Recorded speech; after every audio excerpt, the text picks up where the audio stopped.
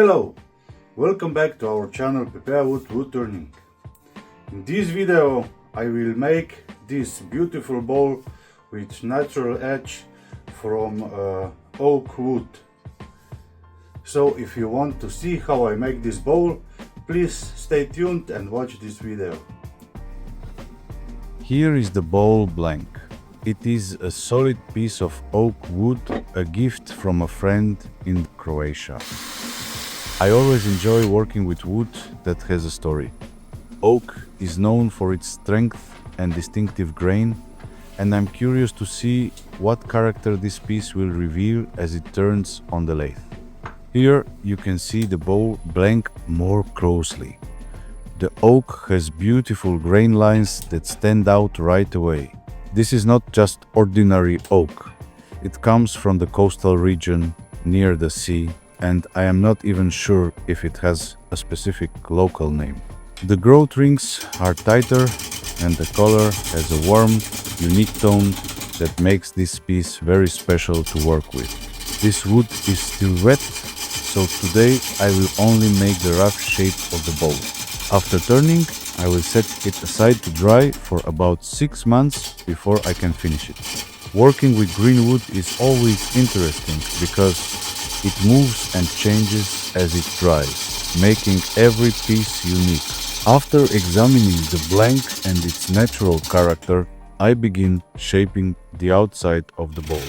For this stage, I am using a 16mm bowl gouge, which gives me smooth and controlled cuts as I start to define the outer form.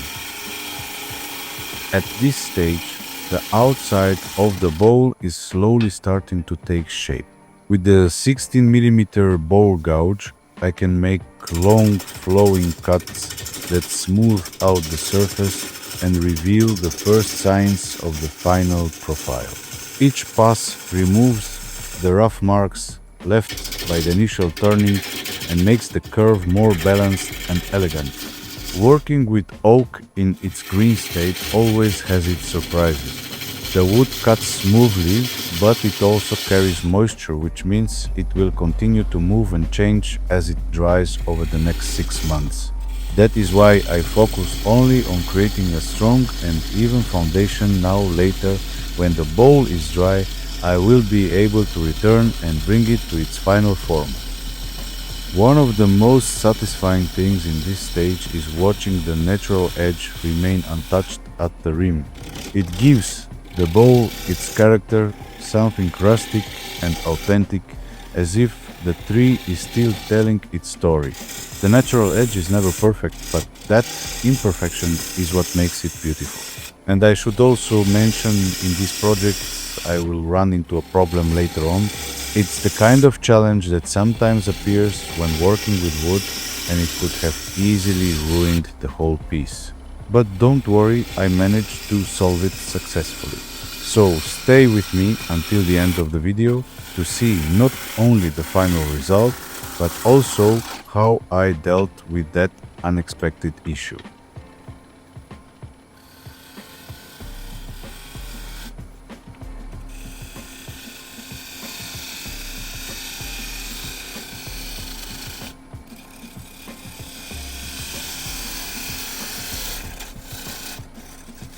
At this stage you can really begin to see how beautiful the grain lines of this oak are. The natural character of the wood is starting to show, and the patterns already give a hint of how special the finished bowl will look. It's always rewarding to watch these details appear, because they remind you that no two pieces of wood are ever the same. Each project carries its own fingerprint, its own story. Now that the outside of the bowl is shaped, I can turn my attention to the base. This part is important because it will determine how securely I can hold the piece when I reverse it later. I begin by carefully refining the bottom, making sure the proportions are still balanced. Once the surface is flat enough, I cut a clean tenon, a small ridge that will fit perfectly into the jaws of the chuck. This tenon needs to be strong and precise because it will carry all the pressure when I start hollowing the inside. Without a good foundation here, the piece could shift or even come loose while turning. With the tenon prepared, the bowl is now ready to be reversed. After finishing the outside, I now reverse the bowl and secure it in the chuck. This allows me to begin hollowing out the inside. For the first stage of this work, I am using a 16mm bowl gouge. With this tool, I can make deep and controlled cuts that quickly remove the bulk of the material from the center. At this stage, the goal is not to create the perfect final surface. This is still rough turning, and because the oak is wet, the wood will continue to move and change as it dries. That means the shape I make today will not remain exactly the same. The bowl will shrink, twist, and shift slightly over the next months, which is why precision here is not so critical. As I reach deeper, I gradually refine the inside curve. When I am close to the final depth, I switch to a scraper. The scraper allows me to smooth out tool marks and create an even surface that will make drying more uniform. It doesn't have to be perfect, but the inside should be balanced and free of large ridges or steps. In the end, I leave the walls of the bowl about 25mm thick. This extra thickness is intentional. It gives the wood enough strength while drying and ensures that I still have plenty of material left for the final turning once the bowl has fully settled. In this stage, it is also very important that the walls remain evenly thick all around. That way, the wood can move and dry more evenly, reducing the risk of cracks or distortion. Now that the rough shape of the bowl is complete, it needs to be set aside to dry slowly. This drying process is essential before I can return and finish the final form. I just hope the oak will stay intact and not crack during drying, because oak has a strong tendency to split. 6 months of waiting have finally paid off. The rough turned oak bowl has dried, and I'm relieved to see it survived without any cracks. Oak can be unpredictable while drying, often splitting along the grain, but this piece stayed whole and solid. I mount the blank back on the lathe, held securely between centers. The goal now is to cut a clean tenon so I can remount the bowl and true up the outside, which has warped during drying. I begin with a scraper to remove the uneven surface and bring the blank back to round. Then I switch to a skilled chisel only to shape a slightly conical section on the tenon matched to my chuck jaws. That subtle cone gives a positive, reliable grip when I clamp it later, and it keeps the bowl seated firmly while I reshape the exterior.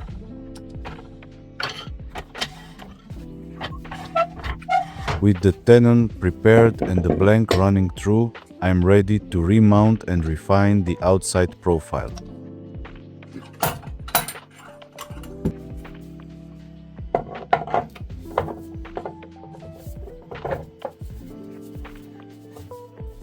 With the bowl secured in the chuck, I can now return to the outside and reshape it after drying. The oak has moved and warped over the last 6 months, so I need to bring the profile back to a smooth and flowing line. For this work, I use a 12mm spindle gouge, which gives me precise control and allows me to refine the curve step by step. The cuts here are light but steady, removing the uneven surface that appeared during drying. It's a satisfying part of the process because I can finally start to see the bowl returning to the form I originally imagined.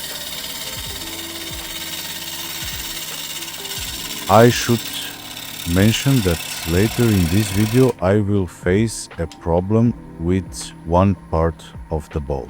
It could have been left as it was, but I decided to invest some extra effort and fix it properly.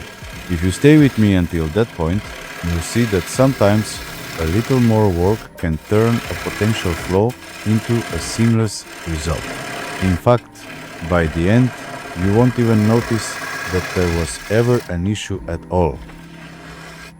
For now, I continue refining the outside, making sure the proportions are balanced and the natural edge sits well with the overall shape.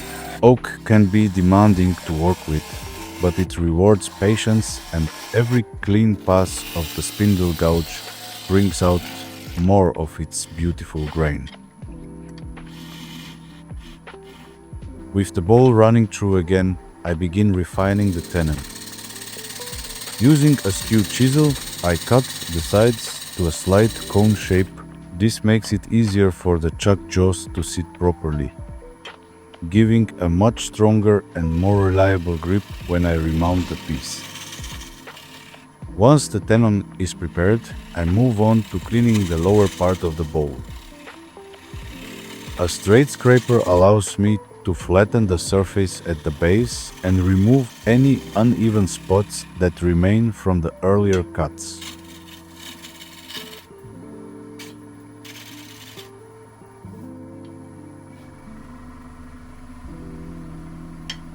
For the curved outer wall, I switch to an angled scraper. This tool is excellent for refining the flowing shape and erasing the small ridges and tool marks left by the bowl gouge. With light passes, the curve becomes smooth and elegant, ready for sanding later. But a scraper is only excellent for this kind of work if it is used correctly. The handle must always be held slightly higher than the cutting edge, so the angle stays just under 90 degrees. And instead of forcing the tool into the wood, you simply glide it gently across the surface. Used this way, the scraper cuts cleanly without any problems, and there is no risk of a catch. Toward the end of this stage, I also use a pointed scraper.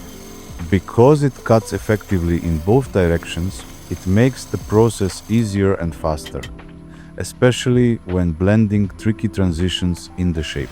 This combination of scrapers ensures the outside is even, balanced, and free of imperfections.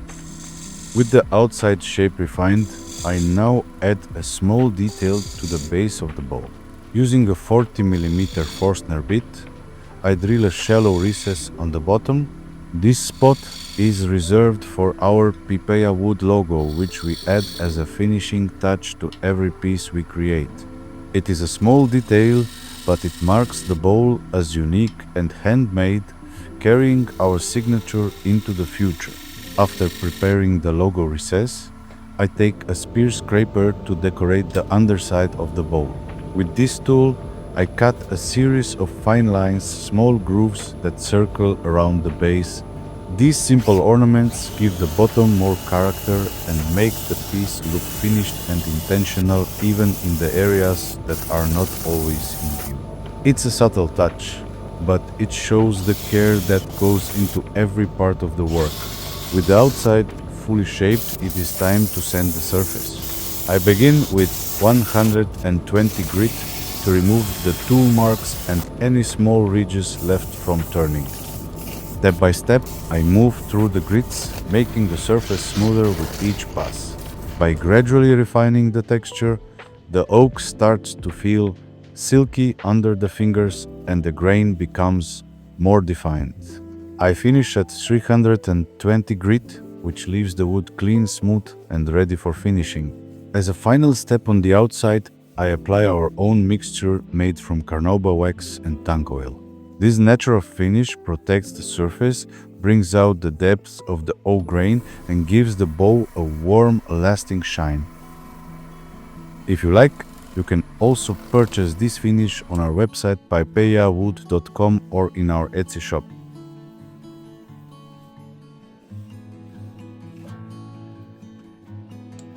With the outside finished, I now attach the chuck jaws to the tenon on the bottom of the bowl. This gives me a secure grip so I can safely reverse the piece. Once it is turned around, the bowl is ready for the final stage, hollowing and finishing the inside. As I start hollowing the inside of the bowl, I want to take a moment to talk directly to you. I'm really curious, how do you like this project so far? Working with oak is always a bit of a challenge, but it also has such a strong and beautiful character. Every cut reveals more of its story, and I truly enjoy sharing that process with you. I'd love to hear your opinion in the comments. Do you enjoy these longer step-by-step videos where I show the entire process, or would you prefer shorter edits that focus only on the highlights? Some people tell me they like to watch these projects as a way to relax, while others follow along for inspiration in their own woodworking. Whichever group you are in, your feedback really helps me decide what kind of videos to make in the future. And maybe you have ideas for the next projects too. Would you like to see more bowls, or should I try something completely different like boxes, vases, or more resin experiments? Feel free to write your suggestions, because I always read the comments, and many times your ideas turn into real projects in my workshop. If you are enjoying this video, don't forget to give it a like. It tells YouTube to share it with more people who might also appreciate handmade work. And if you are new here, consider subscribing. It costs nothing, but it really supports the channel and helps me continue creating and sharing these projects with you. Now, stay with me, because a little later in this video we'll run into a problem with this bowl.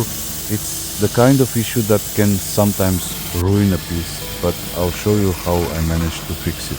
And once the repair is done, you won't even be able to tell there was a flaw at all. So keep watching, I think you'll enjoy seeing how it all turns out. Here we have reached the point where you can see a problem appear. During turning, a piece of bark tore away from the rim of the bowl.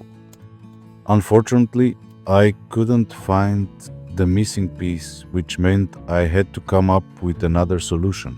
To make the repair, I took a small section of bark from another piece of oak from the very same tree. This way, the color and texture would match as closely as possible. I carefully glued the replacement piece in place using a 2-part cyanoacrylate glue with activator. This type of glue sets quickly and creates a strong bond, which is perfect for small but delicate repairs like this. Once the new piece of bark was attached, I sanded the area smooth to blend it with the surrounding surface. The sanding dust filled in any tiny gaps, and I then soaked the dust with more glue to lock everything firmly in place. This technique not only secures the repair, but also hides the joint so it becomes almost invisible. As you'll see at the end of the video, the repaired spot completely disappears into the natural edge.